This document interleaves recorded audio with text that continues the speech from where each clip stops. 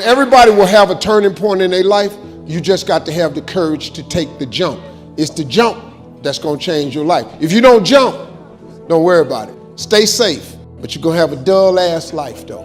If you want to live, you're going to have to jump, man. You got to go for it. Change is inevitable. So here's what's going to happen. No matter what's going on in your life, it's not permanent.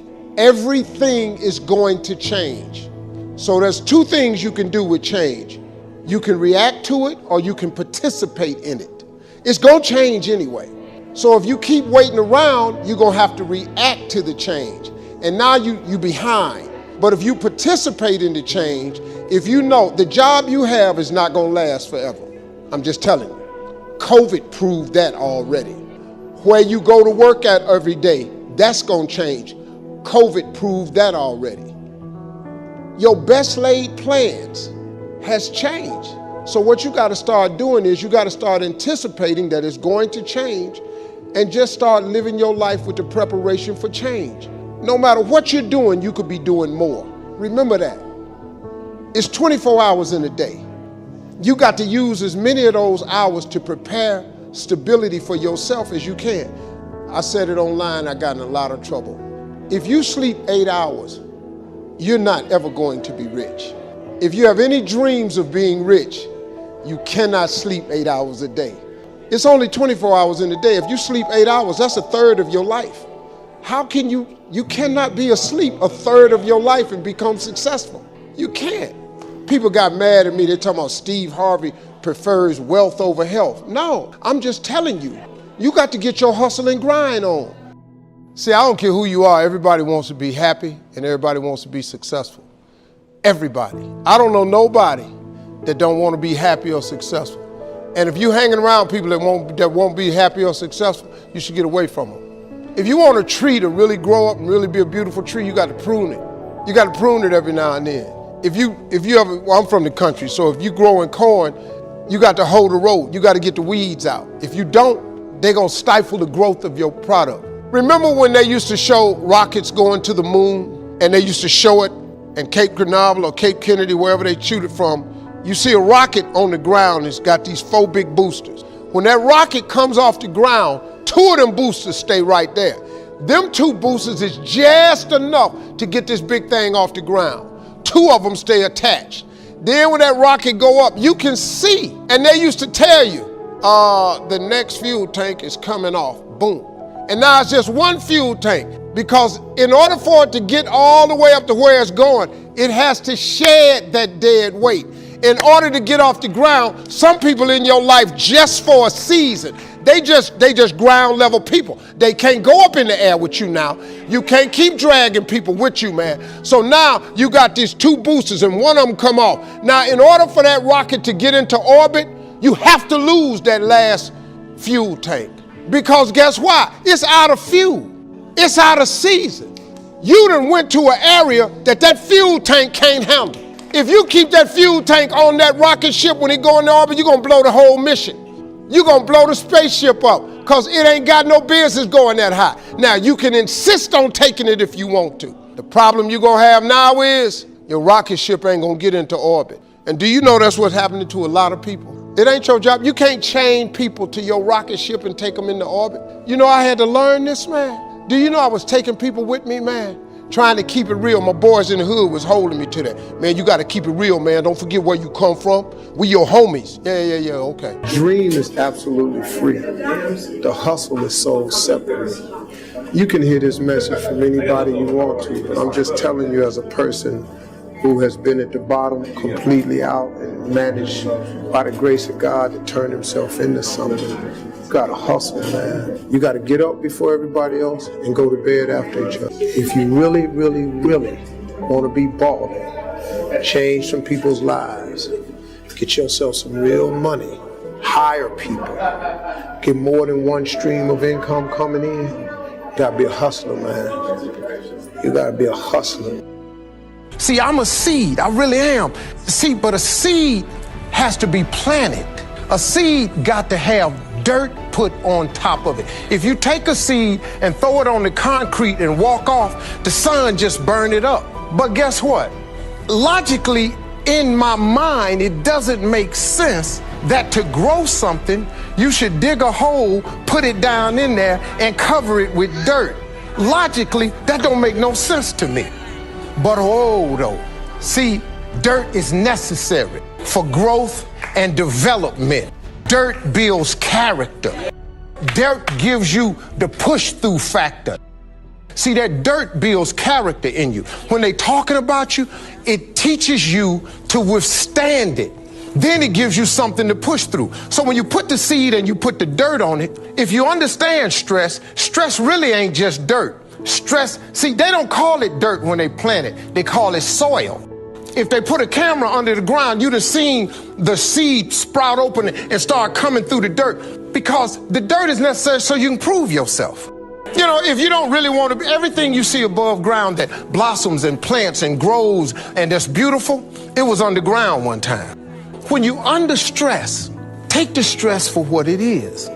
Don't get fooled. Don't just think, I don't know, man, Lord must not mean for it to be. What you tripping for?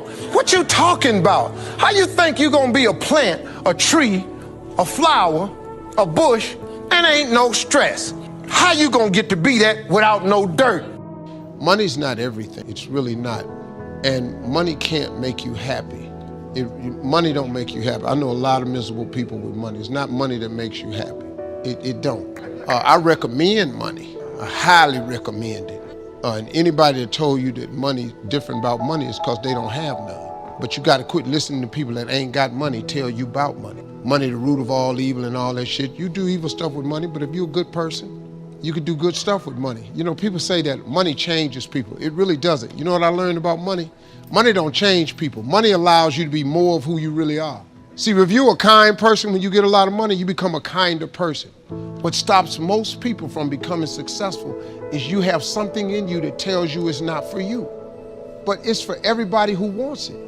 Listen, getting successful, whatever you consider successful, if it's rich, whatever, it's not a magic trick.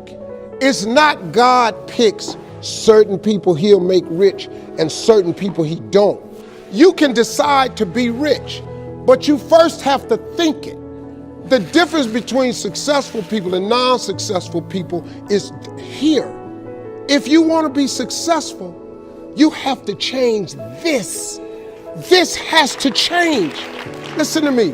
It's not what makes it hard is your lack of belief that it can happen for you.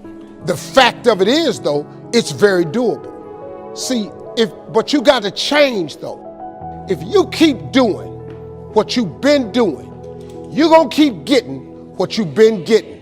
So if you're at a place in your life and you ain't happy with it, you have to change some things. But you have to make a conscientious decision that you're going to change. And it's not dependent on anybody else. It don't matter what your mama think. It don't matter what your coworkers think. It don't matter what your siblings think. It don't matter what your children think. This decision is yours and yours alone. It's two people born in a hospital every day. It's a person that's born in a hospital that's going to get a job, and somebody born in a hospital that's going to give them a job. You get to decide which one you're going to be. You get to decide if I'm going to be rich, poor, mediocre, plentiful, happy, sad. You have a decision to make. You know the hardest thing about your life? Trying to figure it out. I have done nothing since October 8th, 1985, except one thing. I've been telling these here jokes. That's all I've ever done. That gift that God gave me, you know, the Bible says your gift will make room for you. It'll make room for you. See, if you're not doing your gift, you're wasting your time. Education is not the most important thing. Do you know how many people I know with education that ain't working? You know how many people I know with degrees ain't got no job? Do you know how many people I know with multiple degrees ain't making no money? The single most important thing in your life is your dream.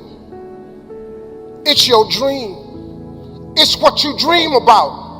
If you got no dream, if you got no vision, you're sunk, you're done. I'm sorry. I'm just giving you the basics of how to be successful. This how I got here. The way to become a millionaire, if you could think of how to become a millionaire, you do it by Friday. You don't have to go that far. All you have to do is think of your God-given gift. All of you have the ability to make, you can charge, all of you can do something somebody will pay you $10 to do. I don't care if it's cutting grass, doing their hair, painting a wall, babysitting, taking care of the elderly, teaching, tutoring. Everybody can do something for $10. This is how I got to this place of success. My jokes were $25 a night. I made that for a long time. Whatever you do to make $10, I don't care if it's frying chicken. Some of you fry chicken better than anybody else, bake pie, do hair, something. Do whatever it is for $10. After you make the $10, I want you to do it 10 more times.